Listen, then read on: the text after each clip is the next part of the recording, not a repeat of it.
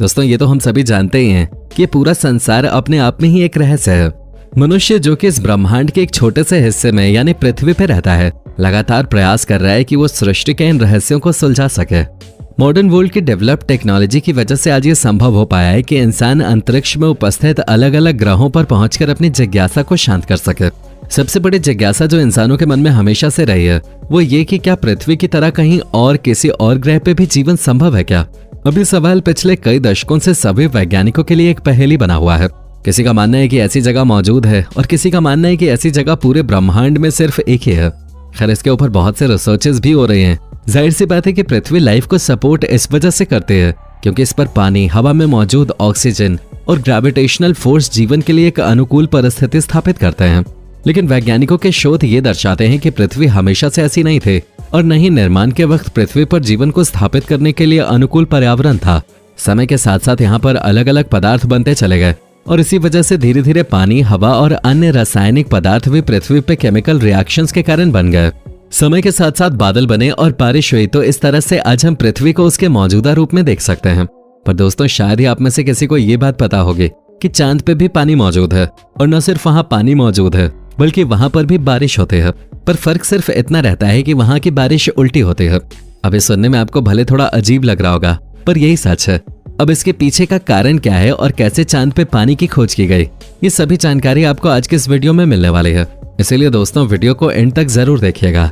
लेकिन अगर बात करें अन्य ग्रहों की, तो सारे ही देशों की स्पेस एजेंसीज इस बात का साक्ष्य ढूंढने की कोशिश कर रही हैं कि क्या अंतरिक्ष में कहीं और भी ऐसी अनुकूल स्थितियां मौजूद हैं जो कि जीवन की स्थापना में मदद कर सकें।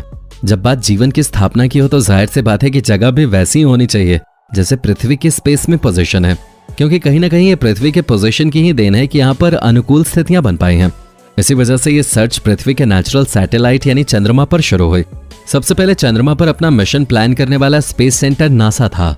1969 में नासा ने अपने इस प्लान को अंजाम दिया और इस मिशन का नाम अपोलो मिशन रखा। इस मिशन के तहत पूरी दुनिया में ऐसा पहली बार हुआ कि इंसानों को अंतरिक्ष में भेजा गया। हालांकि ये अपने आप में ही एक बहुत बड़ी कामयाबी थी, लेकिन इस दौरान मिशन पे भेजे गए एस्ट्रोनॉट्स ने कुछ खास जानकारी नहीं दी। 1969 से लेकर 1972 तक नासा ने ऐसी 5 घटनाओं को अंजाम दिया और ये सारे मिशन सक्सेसफुल भी हुए। लेकिन तब भी मिशन पे जाने वाले एस्ट्रोनॉट्स ने ऐसी कोई नई जानकारी नहीं दी जो कि चंद्रमा पर जीवन को स्थापित करने में मदद कर सके। फिर आया 22 अक्टूबर 2008 का वो महान दिन जब हमारे भारत ने भी सतीश धवन स्पेस सेंटर से चंद्रयान 1 नाम के एक मिशन को अंजाम दिया। तब दुनिया की नजरों में एक अंडर डेवलप्ड माने जाने वाले देश भारत से कोई ऐसी उम्मीद नहीं करता था और इसी वजह से पूरी दुनिया की नजर हमारे भारत के इस मिशन पे टिके हुए थे।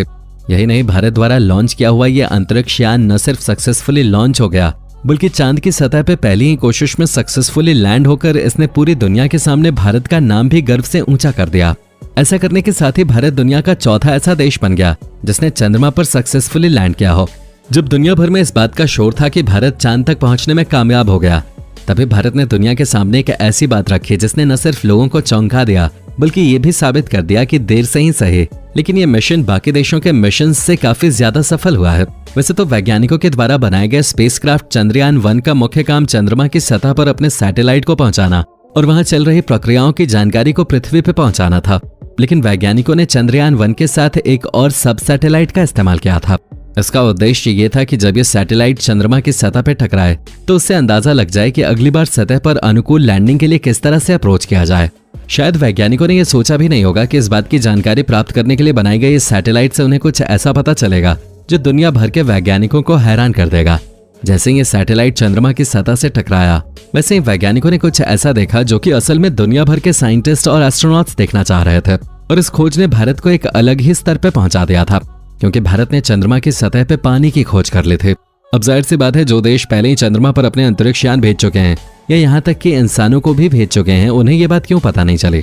और अगर उन्हें बात नहीं पता चली तो भारत के पास ऐसी कौन सी टेक्नोलॉजी थी जिसकी मदद से हमारे देश ने इस बात का पता लगा लिया। इसी बात को ध्यान में रखते हुए नासा ने भारत की इस खोज को मानने से इनकार कर दिया। उस दौर में असल में संभावना सब जाहिर कर रहे थे कि चांद की सतह पर पानी मौजूद हो सकता है, लेकिन पुख्ता सबूत न होने के कारण कोई भी इस बात को मानने के लिए तैयार नहीं था।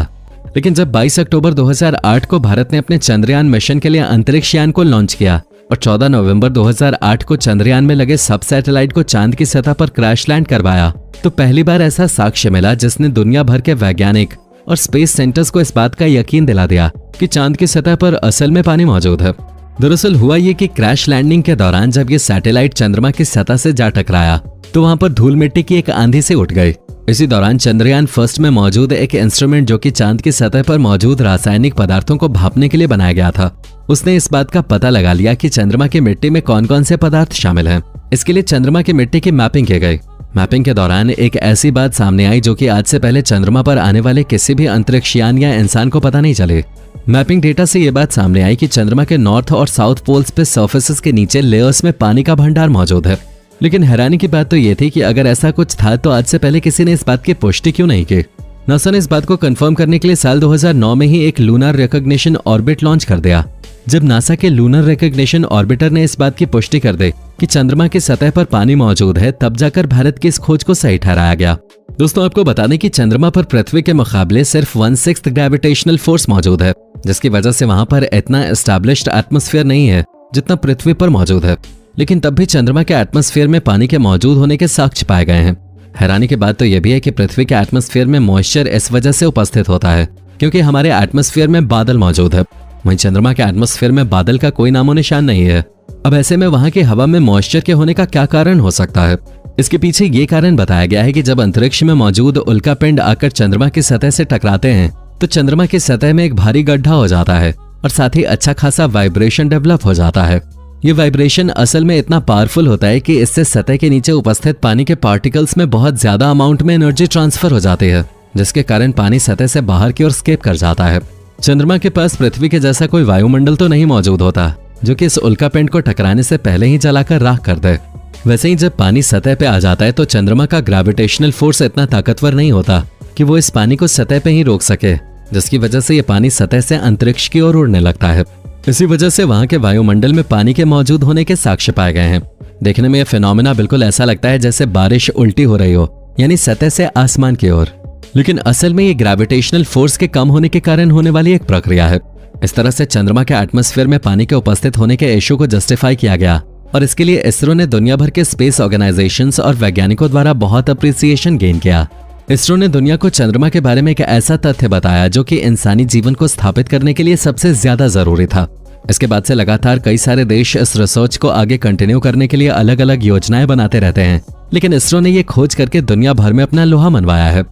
वैसे दोस्तों, क्या आपको लगता है कि हम इंसान कभी चांद पर जाकर सेटल हो पाएंगे? हमें कमेंट करके जरूर बताएं। उम्मीद है आपको आज की इन्फॉर्मेटिव वीडियो पसंद आई होगी।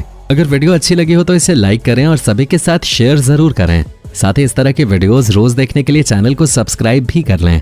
धन्यवाद।